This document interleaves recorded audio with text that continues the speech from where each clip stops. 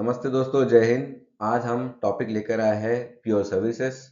Pure services वो चीज़ें रहेंगी जहाँ पे आपको सिर्फ और सिर्फ सर्विस मिलेगी और गुड्स का कंपोनेंट मिनिमल रहेगा, नहीं के बराबर रहेगा। सो पकड़ लीजिए इंजीनियरिंग सर्विसेज, सीए की सर्विसेज, लॉयर की सर्विसेज, डॉक्टर की सर्विसेज, एनी प्रोफेशनल जो आपको सर्विस देगा ये आपको प्योर सर्विस में आएगा। यहाँ पे कुछ सर्विसेज का डेमोन्स्ट्रेशन दिया है। It is limited but not all the services are covered here. ये किस कंटेक्स्ट में अपने लिए इंपॉर्टेंट है, जीएसटी के माध्यम से ये समझने की कोशिश करेंगे। 2017 में जब जीएसटी आया था, ये बेस आया था सर्विस टैक्स के थ्रू। तो जो भी प्योर सर्विसेज थी, ये पहले एग्जेम्प्ट होती थी सर्विस टैक्स के एरा में भी। सेम कंटेक्स्ट के ऊपर जीएसटी में भी उसको एग्जेम्प्ट किया गया था। एक हिस्ट्री यहाँ पे दी गई है इन टेबल, जहाँ पे नोटिफिकेशन के थ्रू ये मेंशन कराया गया है कि कब-कब हमने जीएसटी इस पे नहीं भरना है।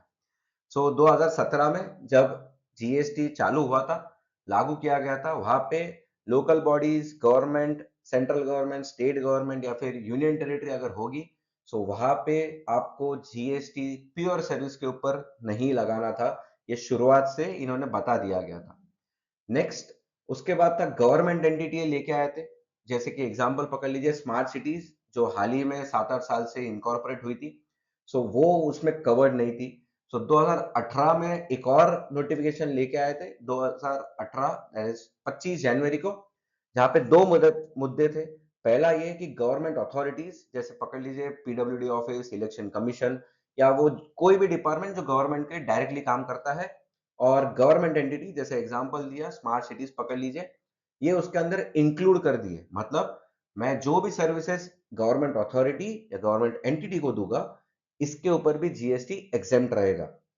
नेक्स्ट है कंपोजिट सप्लाई, ये बहुत इंपॉर्टेंट अमेंडमेंट था।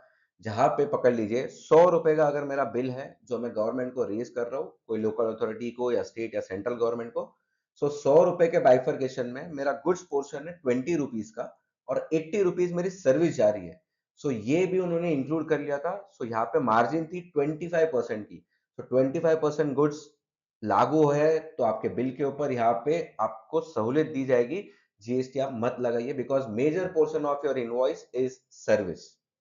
लेटर ऑन 2022 में 1 जनवरी 2022 में इन्होंने गवर्नमेंट अथॉरिटी और गवर्नमेंट एंटिटी दोनों को इसमें से बाहर निकाल दिया। मतलब कि आप जब भी गवर्नमेंट अथॉरिटी, गवर्नमेंट एंटिटी को सर्विस दोगे, इसके ऊपर आपको जीएसटी 18% लगाना पड़ेगा। So to summarise the whole thing, अगर मैं services local authority, union territory, state government या सेंट्रल गवर्नमेंट को डायरेक्टली देता हूँ तो ये एग्जेम्प्ट रहेगी।